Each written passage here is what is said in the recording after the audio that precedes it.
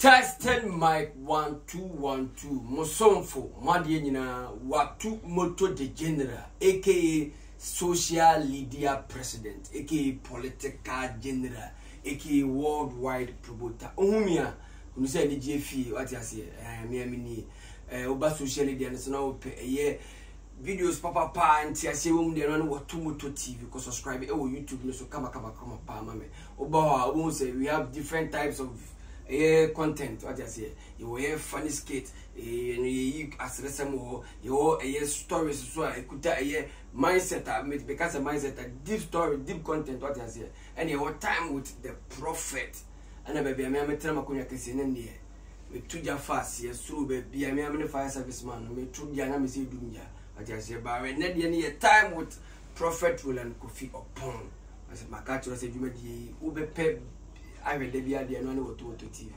Oh yeah, aboafo so say we did you dey say restaurant, say boutique. For be so ya say na bo say that boy do me dey bibia ko kama pa. And that's when nyame di for nyame ni pa betwetwe nkomo. On that a Grace Fire Worship Center. E wo Afrancho Himai Jara Junction. Ona asore no. Me ne betwetwe nkomo. Ne nkomo no mpanifo say dey na that prono so. Topic on board. Ye kasa busuan amana de bade. Ye be boy pia nyame nipa. Oba kire ya de kura busuan amana ye ntunche nyame nipa. Baba. E ma ba. Ni se twa di ampo pasa ya. Kwa mi ya dom ti. Ho ye pa. Nyame ya dom. So ho ye pa. Nyame difo. Ye kasa busuan amana. Wadaba. Afefo no ehwe. Afefo ne atiefo nyame nhyiram. No ne mu kese ne so ya se ehia.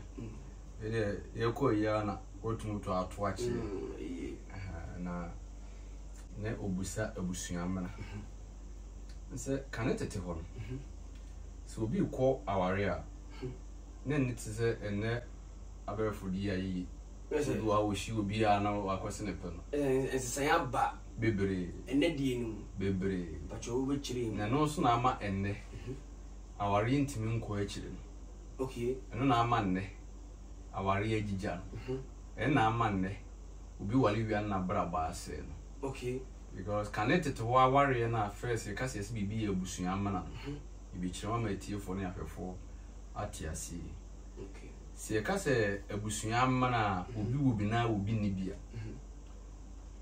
bebere wa abusuan amana bebere ni bi ye bewie no ye de number betuya okay ne wo a woni abusuan amana no ye wo dalehye ye de ma wo okay na wa braba yi ntwa no nya se abusuan amana no unni bia ne se o se dipa bia obi o spiritual say no ma bebre okay se wokọ ewiase agim kura na sojem entietiefo ne afefo hwe so ne obi sojani a opa afrese afre ne busa na obi oye sojani bie no ha fa na woni abusuan amana be fa wo oye sojani na woni abusuan amana ye fa wo na mfa mo de no ye mfa wo ye be kire abusuan amana no but ye kire o de abusuan amana ne ye mfa wo ye be mo aworo mpaboa okay na wo do na asi wo ti wonan no okay se nya ayi na hye wanka me kire osisi e wo do na asi wo sisi e ya bo so wonan ne bi si ho no okay ese tukuru bi da ase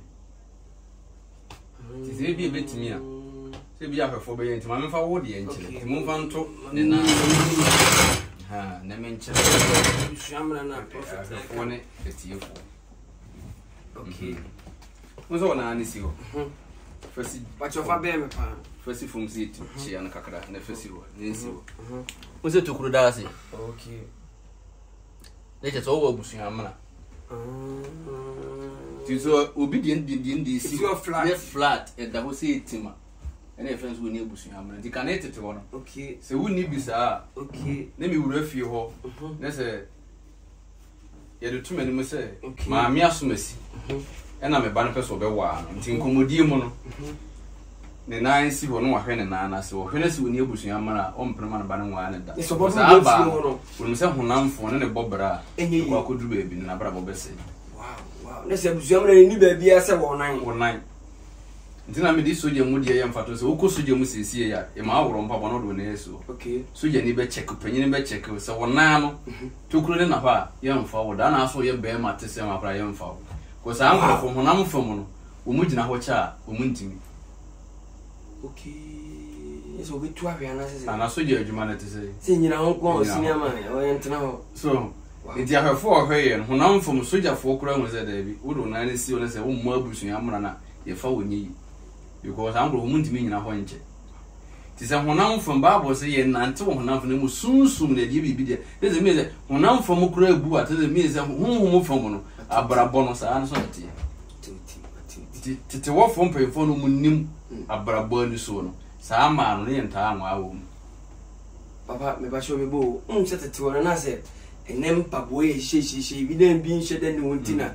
Ubeti my rest will be an answer because of bar. I don't think to be in now in an and because any problem is a none number for you, Hunaman. The woman, Matthias. And there was also to your cost. As Nina. When an okay, so now bush of for crown and a champion crown about you also to be a power. And also as much as her normal.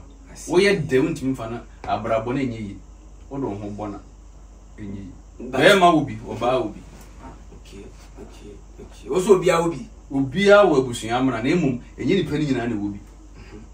Tibema ko and will be our ban where them or Braboni. Or buying any Bema or Braboni, the connected to one, so be Covalia, some money coffee. You happy? I feel Matthias. And there's way. So she and one of again to show Honamo from us, Soja Nikra, and we Soja, you must say. Will be a one year bush, I'm running a fun Soja money because I'm from one woman see when we did not home to me to me to work. TM Fawon. Tika who is a sound son of Brabomos to say any parliament will not bother a bit to my any year time. Sanity. Internet over I connected to our living I wanted to say. Difference room. You know, be great.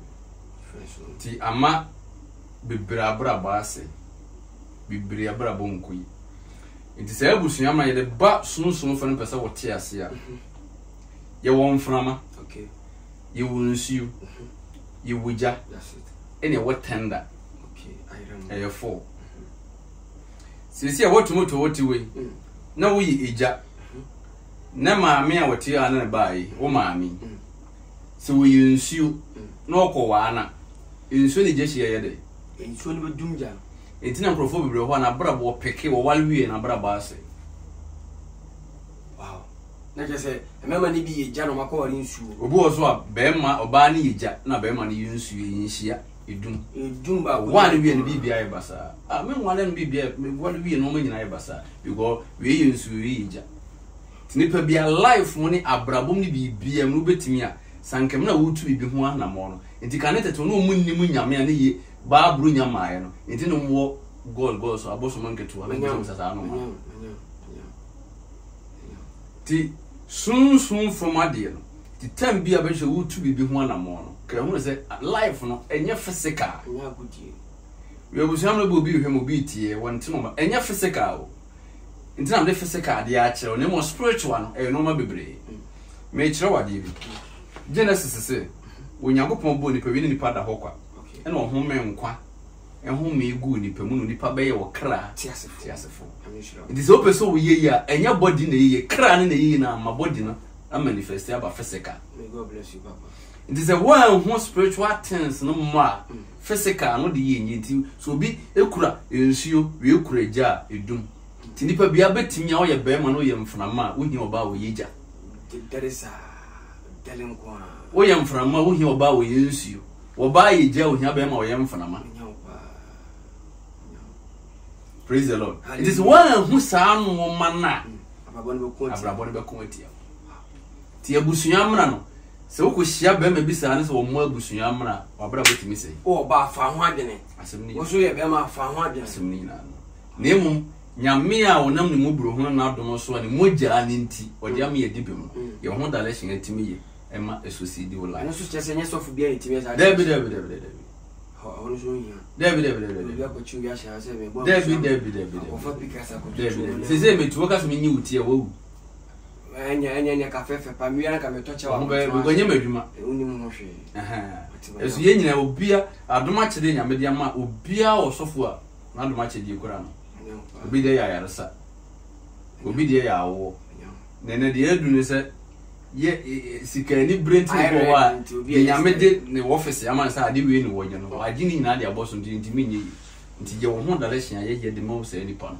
na enam so na Awurade afa so yes in time person che say we be man na say we ja na say we be dey ko so we ja na we nsuo na we mframa nyamo ho woni munyansa ma eburu adwene nti ase so okay wode adwen ahenipa mu ne honhom ahenipa mu a sisi asem ne wotumoto wo nante ne pese me hu abrabo ya acha 1 month ese me hu sunsanso wo my life anyo igobo wa ne nante ya be 1 month no oroma nyina etime se problem so obo wa 1 month no diska he wotumoto nsema nipa de bi am diska be me be diska sama ye basa nyame bo won kai bi emwa so ne nyina echi still ye be hwe form hips obe ma na de woni bu yinwi ye mfa nwi nwale anyam so what the make na nti nyame no ni nyansa mu no honamfo ma nhunu ma bie ni so ma nhunu ma bie ni so nti na 1 Timothy 4:14-15 etina tichemu duna kopum dunu o se Alexander ko obredwomfo wo ye mboni bebre nyame ntua ne kasa de nyuma ile eti na wo ado ho bebo no so due nti wo ado ho bebo ko akese da no so to do ho bo wa na wo so mo mese sa amre se wo so hu ko nkra be fa go bibi wo ha betu mebusa a time nkomo no nyina na kwako ye abusua mena no this end time ye na mafo no ye focus nyina ye de na wo kanu to ne no fo ne sa no no nti abusua mena no ya focus o sa abusua mena no na se ya wode ne ya brabo no de be style bi nti na me bo amane ye se be ma bi obi woje ye nkwa no wona me moja aso okay ena wasade ho adom amaye okay wo akwankyere ho nipa no emu abusua mena wo akwankyere ayeye physical de wo ho ni mo spiritual no ofiri atwase there's a yes ho no mum de bebo ba bab so jeni mun de enter yemfa ye ba ho na mfa yemfa ntina because ahwefo ne etifo ti obi ani nua yeso jeni bia o musa ne se okọ na si ekofa ye nde because de wo mo abusua amana so jeni efawa etifo ne ahwefo mfa nche kakra wondo na ani si wa ye so wo ayim okosu ye ne mum yinu no mo mmia na obi hwe wani mo mo abusua amana mmia na saa na wakam yemfa obi oye so de adwuma bia na se bi oye na adwe se wo ko se pese fa na ye de ne fam no emia wa yiwe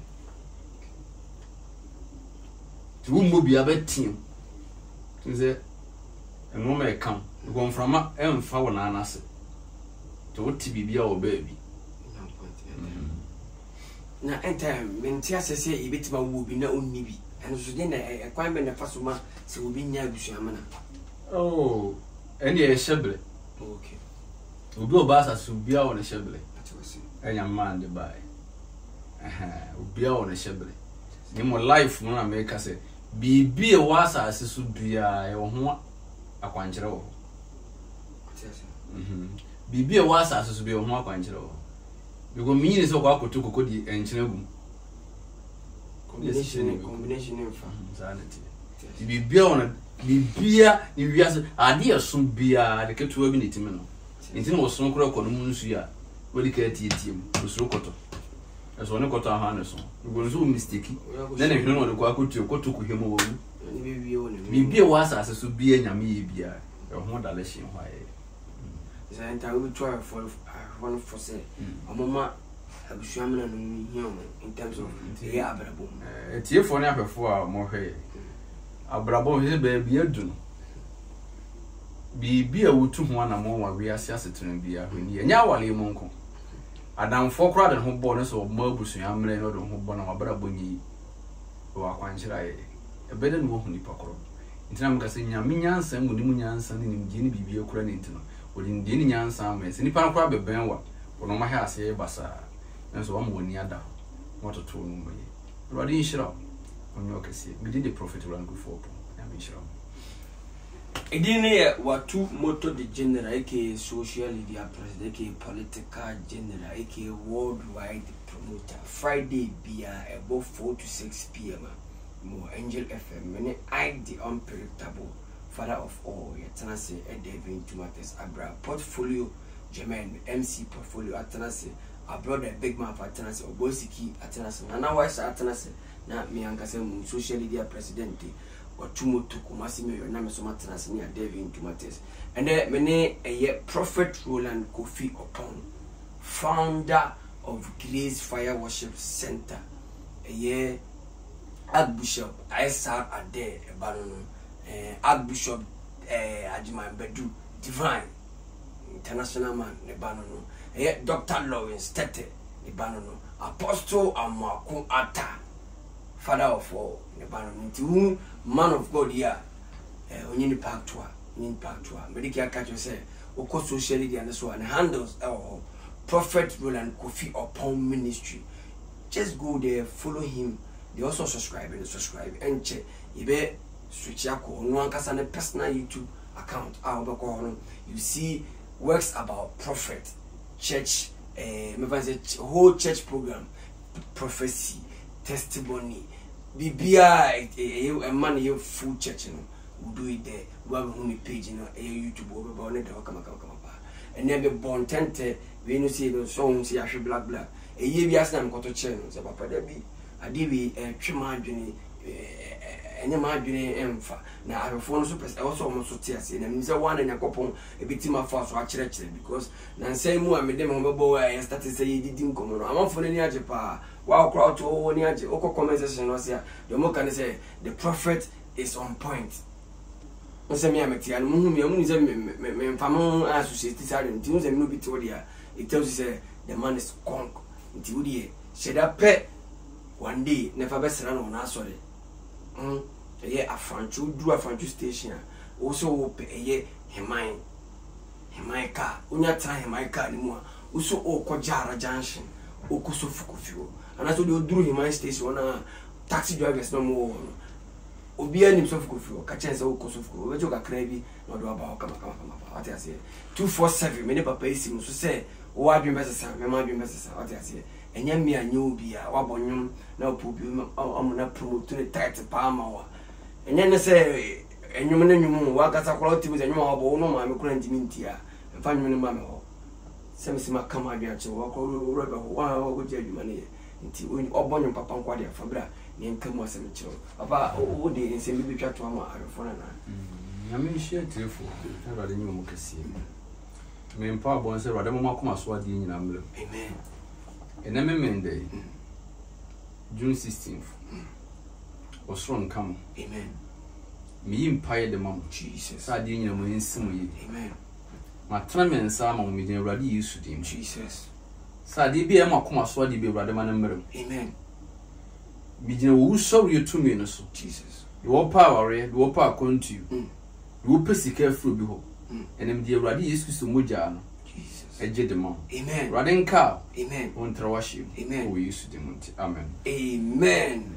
On say why in Shira. Why in Shira uti a ye nena ebon panu continue say Nyame ankasa na ekasa what I say. Me say one kasa peda Friday papa e wa sori dem o. Ye Tuesday papa wa sori Tuesday no tenase e counseling what I say.